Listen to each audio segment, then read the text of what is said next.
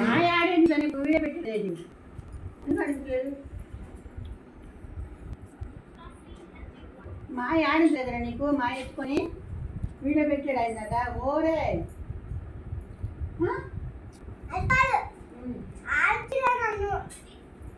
వాటర్లో తీయమంటే వాటర్ దిగావు కదా.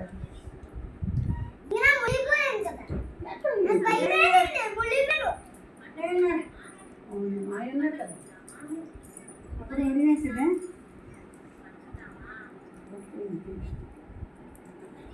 చేశారటండి ఫస్ట్.